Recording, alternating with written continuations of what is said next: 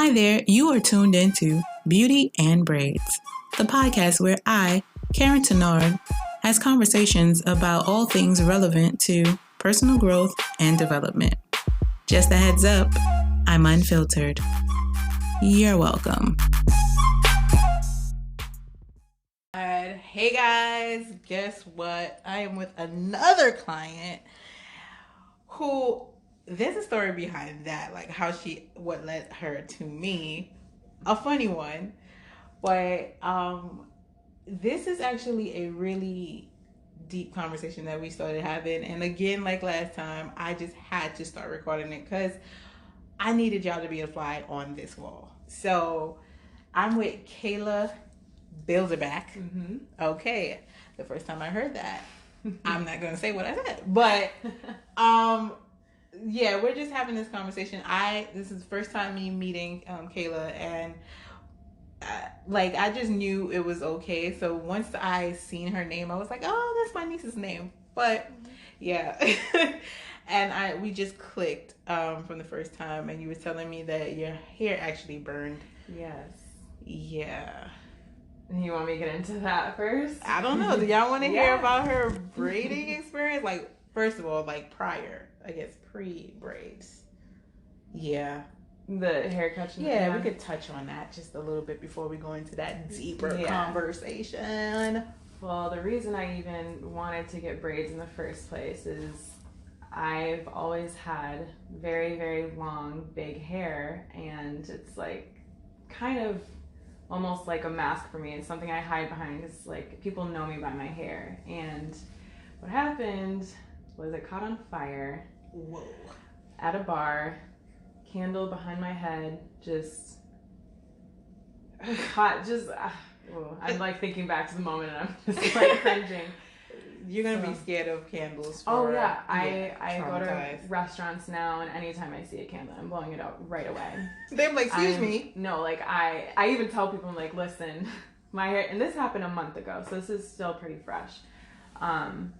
Anyways, hair caught on fire. Luckily, I had people there that put it out, and this was in public, so it was also humiliating. And and the next morning, I had to really realize the full truth of like what happened to my hair. I washed my hair out and pulled out the chunks that were just burned and realized how bad it really was. And I had to go get an emergency haircut.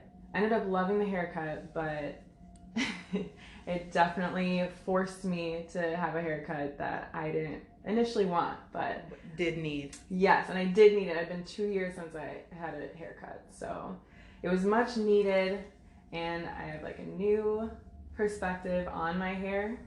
And now I'm like more willing to try new things with my hair, whereas before I was really afraid to try new things. And I'd never had braids before. It's my first time getting braids, and I don't think I would have ever gotten braids if it wasn't for this happening to me. So here we are. I'm sad, but then happy at the same time. Not that it burned, but that it led you to me. Yes.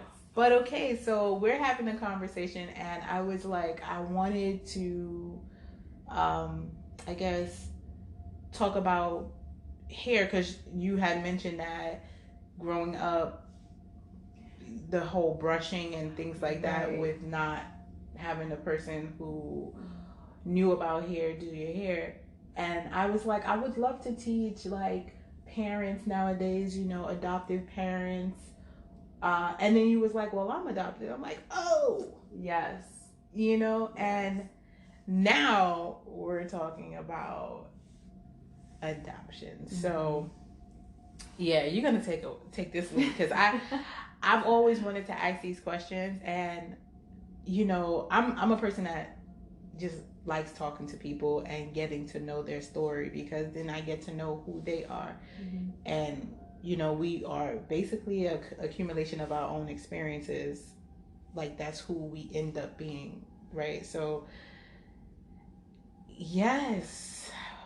Yeah, so we're talking about This Is Us. Yeah, this is us.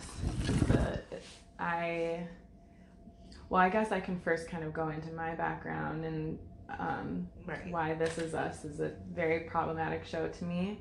But I'm adopted. My mom couldn't have kids. All my siblings, I have 2 other siblings, we're all adopted. And we're actually all different races too. So my younger brother, he's adopted from the Philippines. I'm half black, half white, and I'm the middle child. I'm adopted, and then my sister's also adopted, and she's white. So, and then my parents are white too. Oh, yeah, it's definitely it's a whole mix. Yeah, it's a very crazy mix. It's interesting family dynamic. It makes for some very interesting holiday get-togethers. Yes, definitely, for sure.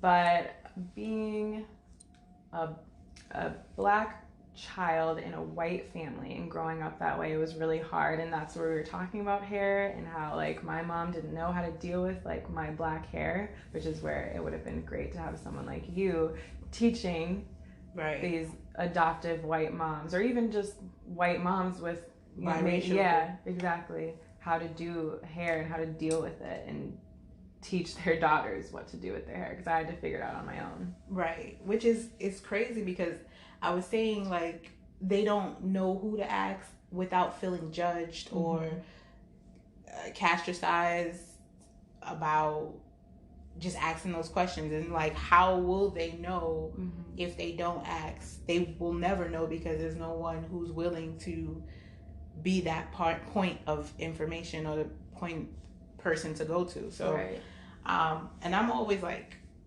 yeah, like, oh, you want to touch my hair? Depends on who it is and how they come to me and ask, if they really are inquisitive. And then, you know, I just like to educate people because everyone's ignorant at one point. And at one point in time before, I didn't know how to braid. I started braiding at 11. And it was just something I was like, you know what? I'm tired of my mother braiding my hair. I'm going to junior high school. I need to look right. So I decided, let me, you know, watch people and then learn. And I feel like a lot of people who are like white women who have these kids with all this hair, especially when you're biracial, you got a lot of hair to deal with. It's a lot of curls, and it needs to be moisturized, and it needs to, you know, there's a lot of product that goes into curls, and they don't know that. You know, so they can't use the same process they have with their own hair that they can with a child who is of mixed race or black. And they don't know. So yeah, so that was probably a whole thing with you in growing up. So yeah. My mom definitely tried to brush my hair out when it was dry, and I think that's even how the conversation got started. I was like, my scalp has been through a lot, like it's fine. Like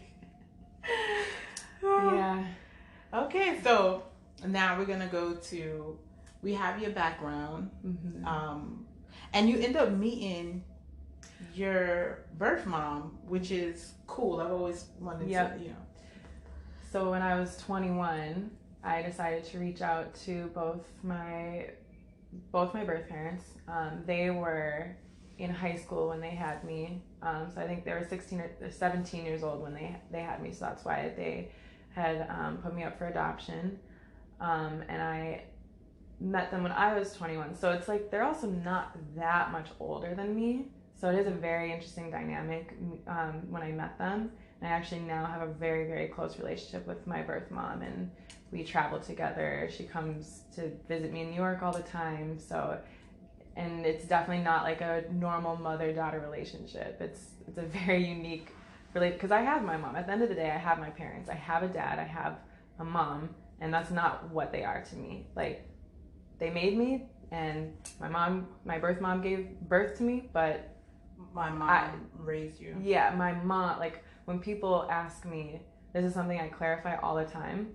I never refer to my birth mom as my mom or my real mom. People will say, well, what about your real mom? I'm like, oh, you're talking about my birth mom? Because my adoptive mom is my real mom. So it can get a little confusing. And I will correct people on that because that is important to me. But yeah, my birth dad, I have a relationship with him too, but it's harder. I don't see him as much, but it's still there. Yeah. And that's super cool because then you know what traits you have of them. You can see it in them. I tell people this all the time, that one of the craziest things about it is growing up my whole life not knowing a single person who was blood related to me or looked like me, because that's something that, you know, people talk all the time, like, oh, you look just like your mom, or you look just like your sister, or whatever. Mm-hmm. And that's not something I ever could relate to, and that seems like something so small, but to me it was always something that was like, wow, like, I'll never have that. That's really weird. It's like the feeling of belonging. Right, exactly. It definitely has a lot to do with your sense of identity. But meeting my birth mom, and she looks so much like me, it was mind blowing to see, like, oh my God, that's my face in someone else's face. You know what I mean?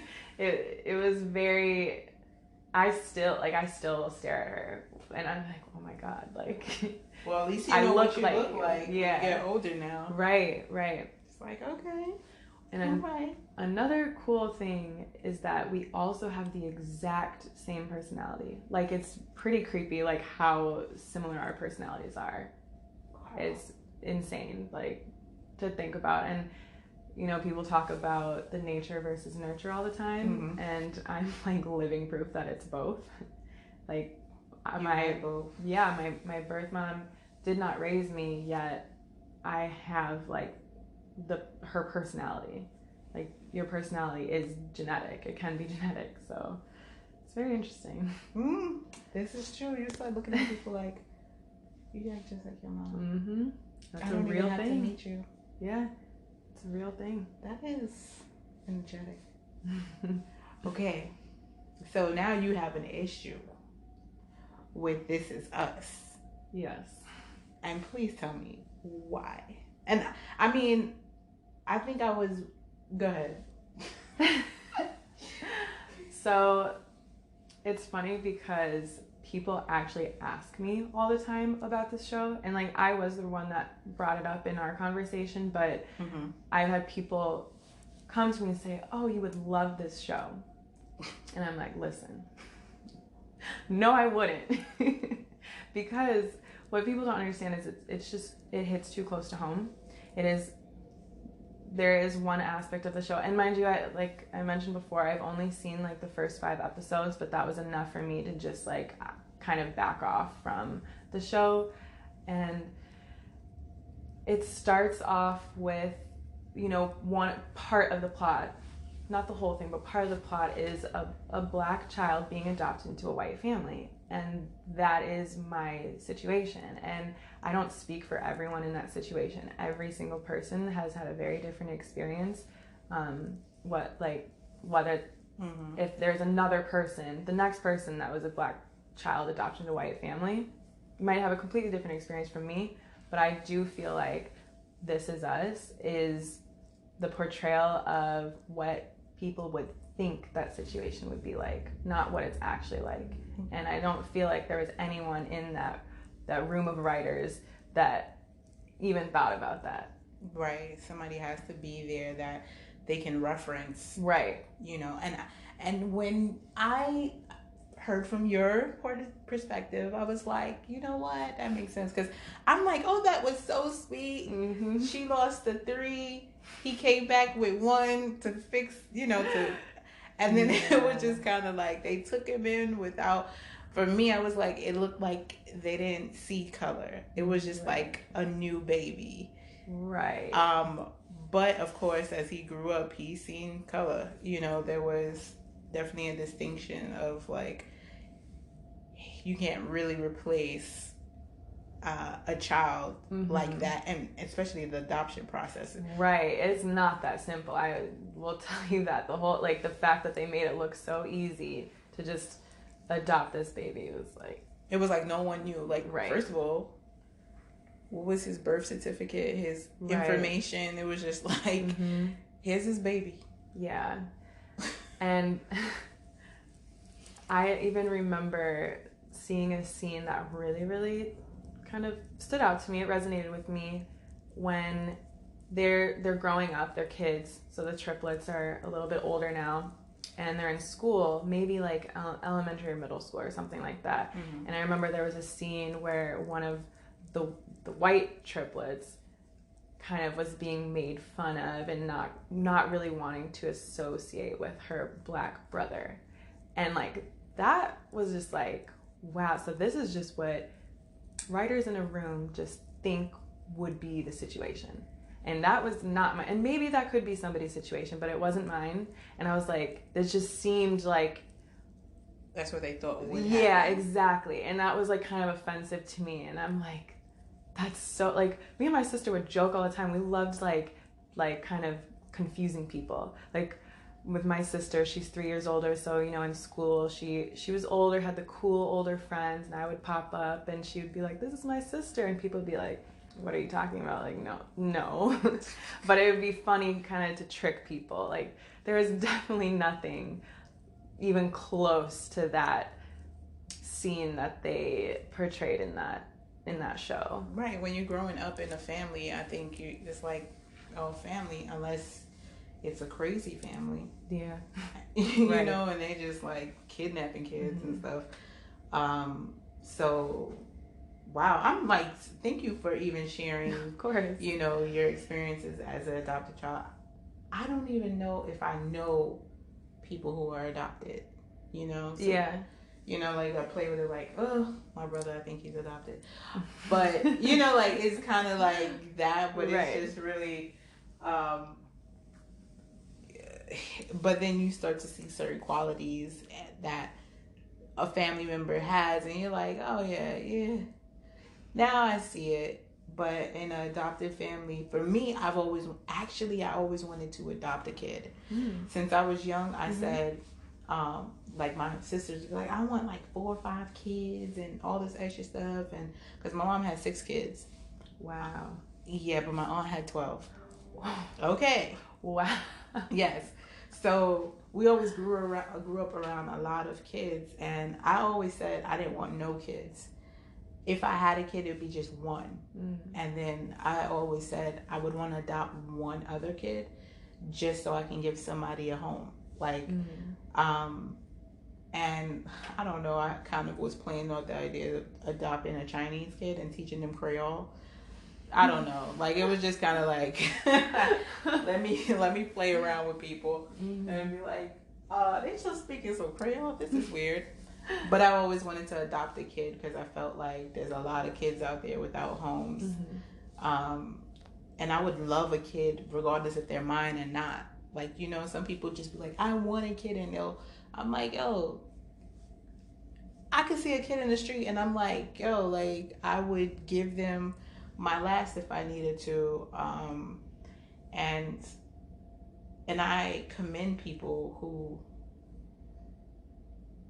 like do take in the kid that's not theirs, you know, with the foster families and stuff like that. See, I couldn't do that. Right. The foster home, because you have to give the kid back. Yes. I'd be like, nah, like you messed up as a parent. It's my kid now. That's it. Like, right. I'm spoiling this kid. I'm putting clothes on his back. No, I can't give him up. How was your mom? How did she feel when you wanted to go find your birth parents? Like your initial feeling? So I ask her this all the time.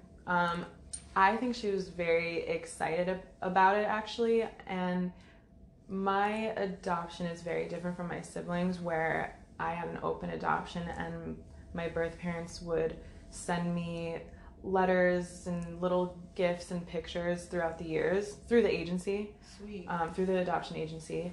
So like I knew growing up that they wanted to meet me someday. And so I think my mom always knew that was going to happen. Okay. And I don't know how as a mom you ever prepare for something like that, but when I told her that I was getting ready to wanting to meet them, because actually by law, I had to wait till I was 18. And I actually waited till I was 21 because after talking to her about it when I was 18, she thought it was a good idea that I wait till my life was a little bit more settled, because I think she knew that me and my birth mom would be very close, and it would kind of be a of course it's a life-changing thing. But it wouldn't just be like I meet them once and that's it. Like she knew I'd most likely have a relationship with them. So she wanted me to wait, and I waited. And it's actually really funny how it happened, because it kind of happened on accident. I was in college. I was 21, and we kind of talked about like maybe wanting to soon, like meet my birth parents soon, but like maybe after graduating college.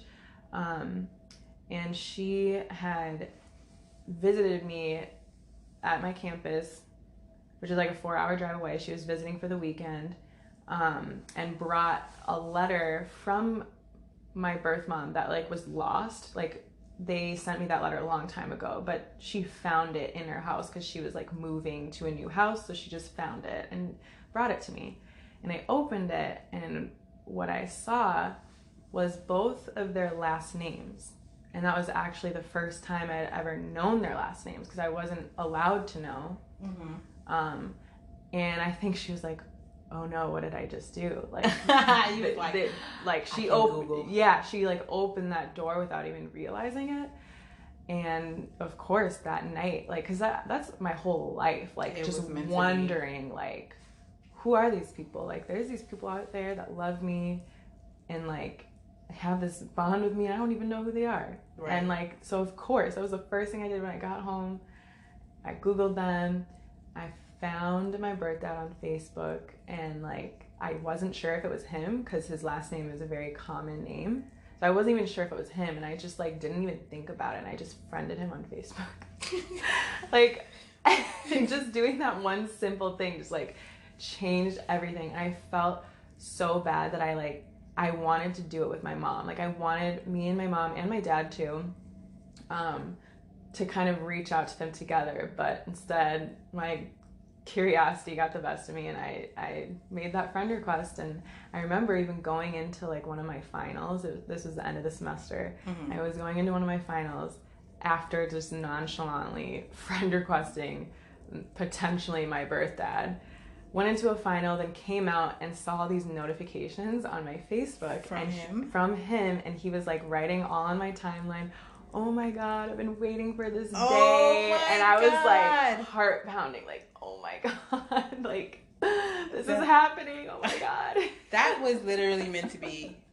That was meant to be. Right. It didn't matter how, like, because you said it's a common name. Right. And it was just like, who would have thought? And then he responded and all of that. Like, that's, see, you were supposed to do it on your own. Right. Like how it happened the way it was supposed to, because there's some questions or unanswered things that you might not have want to speak in front of your parents. Right. Right? Like, but so when that happened, my mom obviously saw it on Facebook. I think actually her best friend saw it and was like, and reached out to my mom and was like, hey, I didn't know Kayla was in contact with her birth parents. That's so cool. And my mom's like, what are you talking about? What? And so like there's always one. So then she talked to me about it and was just like, I felt so bad because she wanted to do it with me, and we still did it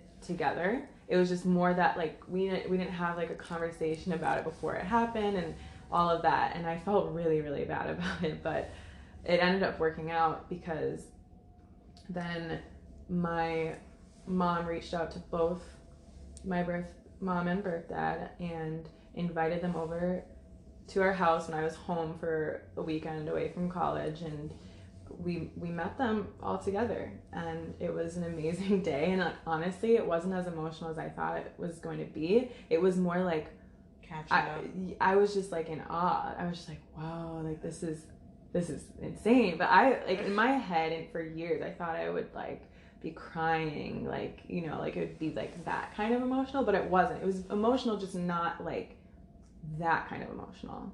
Wow. That's yeah. That's super dope. Like I guess you won't know until you're like in that position where it's like meeting someone who you literally are connected to. And it's like, well, these are my parents, but then these are the parents again. Like, it's just kind of weird, but... And they both hold very different, like, places in my life.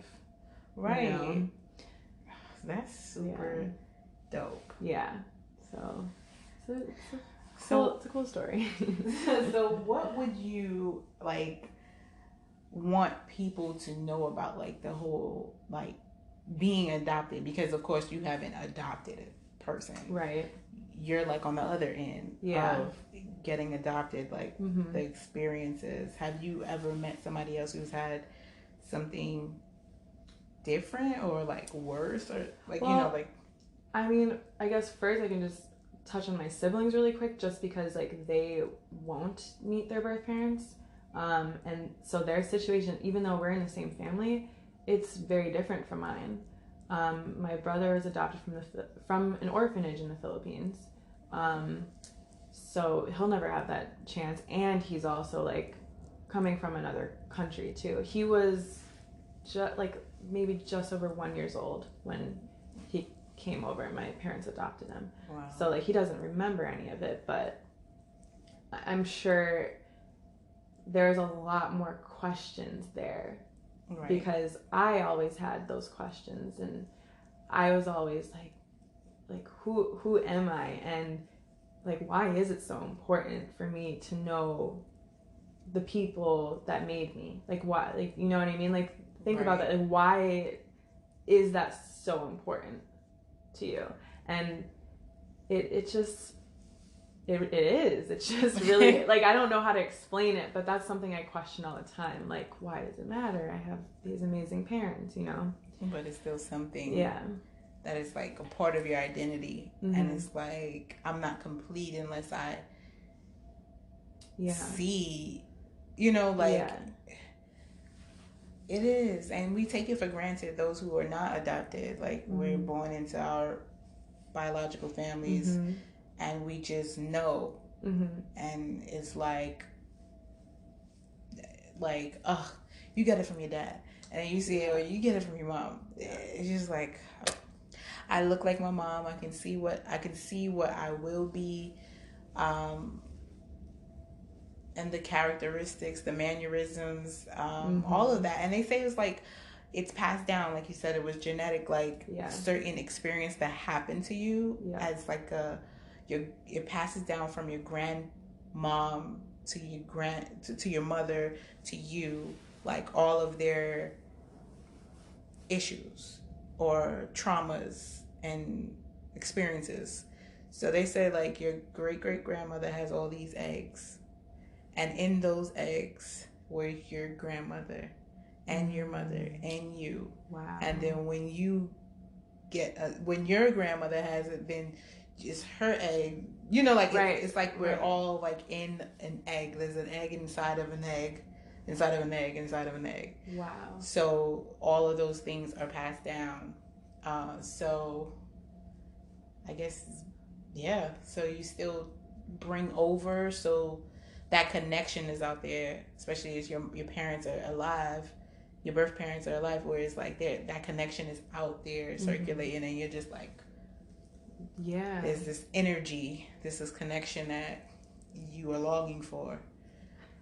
Wow, I've never thought of it that way, but that makes a lot of sense. Right, I'm thinking about it now. That makes a lot of sense.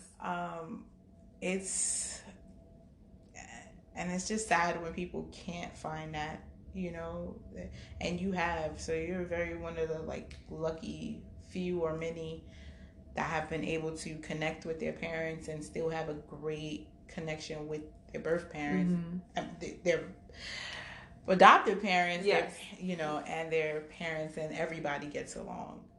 Right. And then whereas my brother specifically, the fact that he'll always kind of have a feeling of, like, you know, who are these people that made me, you know? Like, he'll never get that resolved. And, like,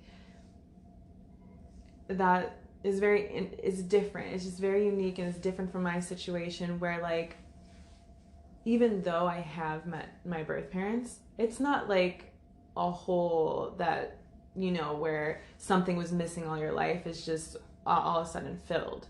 Because I still grew up in my childhood, I guess, feeling that way. And that's always going to be that way, if that makes sense. So it's not like, oh, something was missing from my life and now I have it. It's like I'll always kind of have that because that's how I grew up. Right. But my sister's situation a little different because her adoption was closed, but she was born in Wisconsin, and my mom actually found her birth mom on Facebook, didn't friend her or anything, but like came to my sister with like, hey, I found her on Facebook if you have any interest, but here she is. If you don't have to look at her life or anything, but if you want to, it's there, and you can reach out if you want to. Wow. And my sister she has no interest in it, so she has the option to kind of get that feeling of like meeting at least her birth mom, but she's choosing not to. So it's just all very, very different situations. Right. Wow. And I can't even, it's a lot of fear in that too. It's just like meeting a person that gave you up, or like it's. We also create a whole idea of them in your mind. Right. Sometimes you don't want to mess that up, or you just be like, you know what? Yeah. It is what it is. I'm happy. But okay, we could talk all day about this. I have a whole bunch of questions. Okay. We've been talking about a lot of things, but I'm gonna keep this topic on adoption and the process of just finding yourself, right? Basically just seeing who you're connected to that you haven't known in so long, and then just like, I guess, adoption. Yeah, like, I mean, and the realness of it instead of that whole thing that's on TV, basically, right. what it's being portrayed as, instead of the real part of like the whole adoption process. Like, it's like, if you're gonna show something, show it the real way, and not off of this rose-colored glass type thing. Like, it's so sweet and everything like that, when it's not. Right. Well, I do know that my mom and my dad went through a lot trying to adopt, and the problem is I can't say exactly how it works, just because like I didn't go through that process with them, obviously. This is just based off of what they've told me, but if they are picked by a birth mom, they can change their mind. Wow. So it can be where my parents had it in their mind that like they were going to get this baby, and then all of a sudden like that's not happening anymore. That's happened before? Yeah, I think that happens a lot, actually. Wow. Yeah. And I think that happened, I don't know like the exact timeline of what they went through, but I think that happened to them several different times before they got my sister, who's the oldest. And it's very interesting because how they even got connected with my sister's birth mom was the doctor who was helping deliver my sister is my mom's brother-in-law. So he was the doctor in the delivery room, and clearly, so her birth mom was also very young. It was clearly a situation where I think he was talking to her like, do you know your options? Have you thought about adoption? Like, I know of a couple looking to adopt. Like, is that something you're interested in? So that's kind of how that happened. And she actually eventually agreed to it, and my parents were like fully ready to have my sister come home. And then all of a sudden she changed her mind and kept my sister for a few weeks, and then changed her mind again and was like, actually, I can't do this. Oh, okay. So she was playing with people's emotions. Yeah. But I mean, but also think of it on her side, like that's got to be so hard to give up. Yeah. And she wasn't initially planning to give her child up for adoption either. So it was like I also can see it on her side too, like how hard that would be. I think even talking to my birth mom about how hard it was to carry somebody for 8 to 9 to 10 months and then give them up. It's brave. Yeah, it is. And I think it's very brave, especially because people might say like, oh, it's selfish because you weren't, ready for a child and you didn't want that change in your life. No, it's actually the most selfless thing that you could do. To carry somebody? Yeah. Like, they could have gotten rid of... They're like, I'm going to carry this person to term, push you out, and then give you up. Yeah. Like, that's a lot. It takes especially when you know what the body goes through. Right. Okay. I mean, I don't personally know, but I can... Oh. I can only imagine. Like you can die during childbirth. Right. So for them to take that risk, especially at young ages, like to be like, no, at least this child has a chance. Yeah. I think that is in itself shows the love. Like, and when a lot of kids who are adopted, they think that that's not the case. Like, they don't love me. They gave me up. Yeah. And it's usually like the fact that you're alive says a lot. Right. Because I've heard people have to like push your kidneys get pushed up and all this extra stuff. You get kicked by these babies, like all of this stuff that's happening. You have diabetes. You can have like a lot of things, health issues, bed rest with childbirth, and I don't know if they've gone through that, or being talked about since they were young, like by family members and things like that, and to give them up, and then your sister's mom, birth mom, the fact that she even tried to keep her and then realized she couldn't says a lot too. Yeah.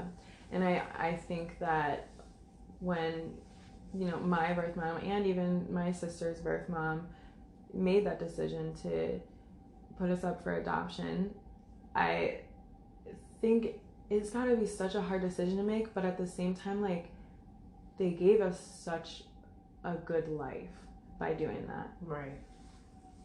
And it's something I even tell my birth mom all the time, like, I am glad that you made that decision. I never grew up thinking that I was unwanted. I didn't think that. I knew the situation. My mom told me from the very beginning, like, this was the situation. Your birth parents were very young, and they were just too young to take care of a baby, and they wanted to give that baby a better life, and that's exactly what they did. Oh, they are amazing. Your parents are amazing. But another thing really quickly that I'll say about people, like, my parents are undoubtedly amazing. That is not, like, they are so amazing. They're the best parents I could have ever asked for. But at the same time, they did not adopt because they necessarily wanted to, like, give a child, like, a better home and be, like, these selfless people. That wasn't the reason they adopted. They adopted because my mom couldn't have kids. And they, like, I think my mom told me this, that she gets a little annoyed when people always think, like, oh, you're such a good person that you adopted all these kids and you saved them. She's like, I never want to be looked at that way, because at the end of the day, like, I wanted kids and I knew I could provide. a good home for kids. But at the end of the day, I wanted kids, and I could not create them myself. So that's just another thing that my mom talks about that I feel like a lot of people don't know or understand, I guess. Right. And I get it. Like, because there's some people who, like, will kill themselves trying to have a kid. Exactly. And spend all this money with all of these, you know, doctors and stuff like that, trying to go through that. Like, even on This Is Us, where she was going through her, I don't think you've seen that episode. You said you only seen 5. Yeah. I've seen it sporadically. Okay. And the sister in her present life was trying to have kids, but it was hard. She kept on having miscarriages with, you know, like, the process. And, like, that's too much to be going through, Right. like, mentally. So I get it. And there's some, I'd be like, just adopt.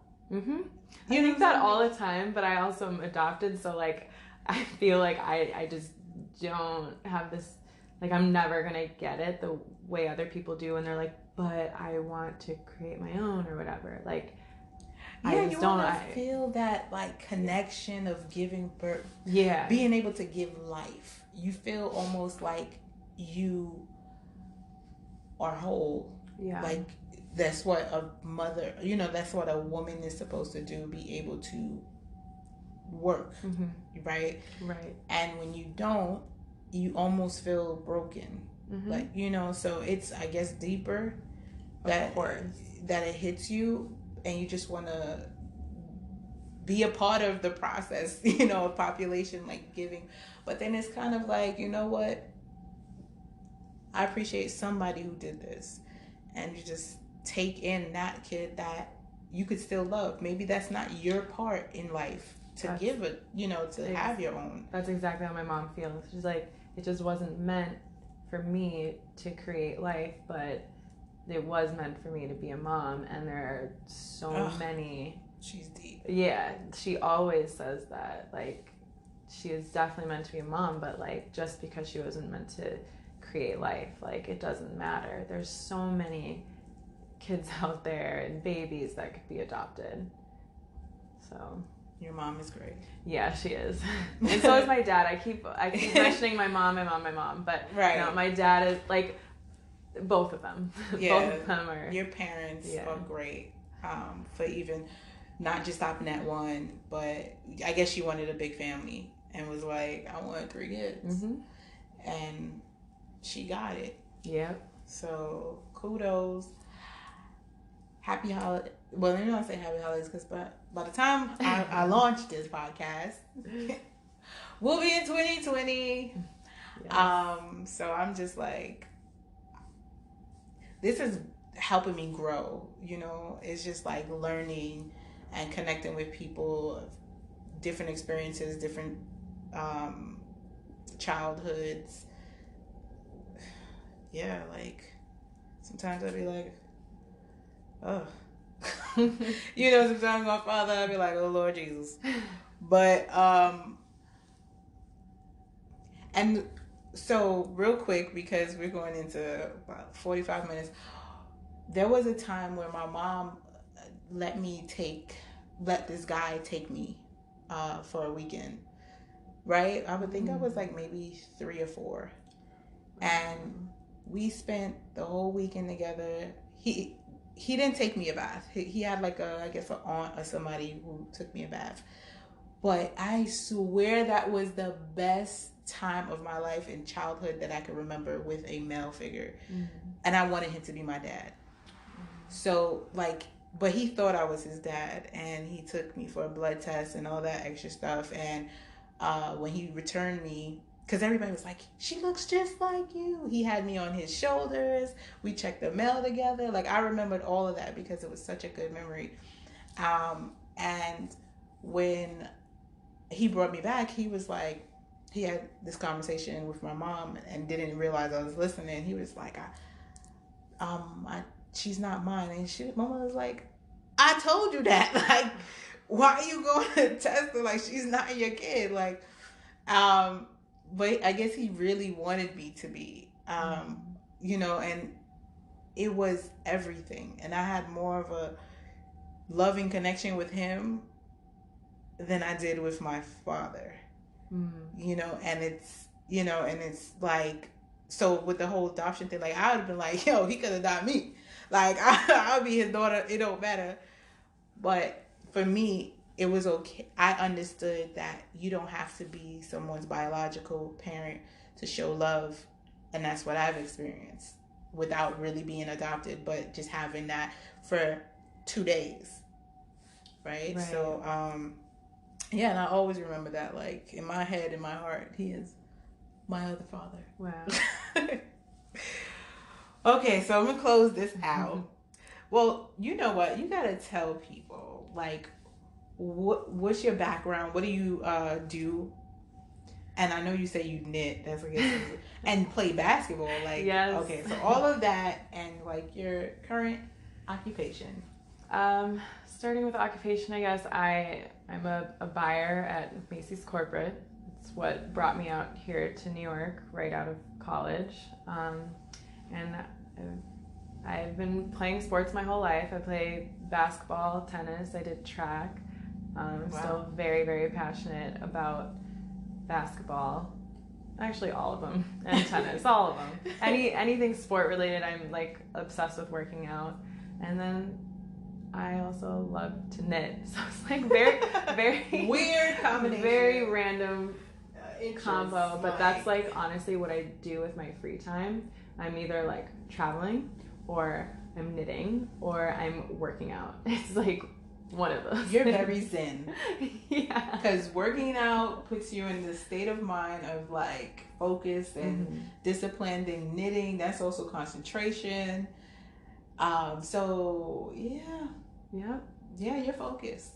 That actually just made me realize something. I work out almost every morning, and that's to get me focused on the day. And then when I get home from work, that's when I'm watching TV and knitting to kind of zen out before I go to bed. So, girl, that's an interesting way of looking at it.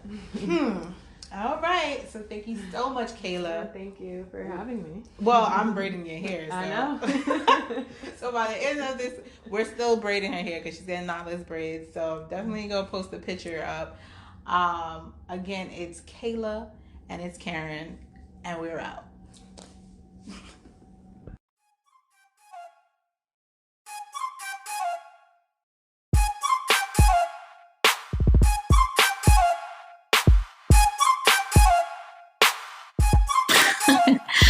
Thank you again for listening to Beauty and Braids. I'm your girl Karen, and this has been another great day. Until next time, you'll hear from me then.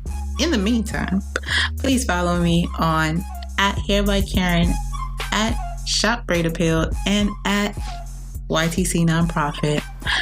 Get to know me a little bit better. Check them out.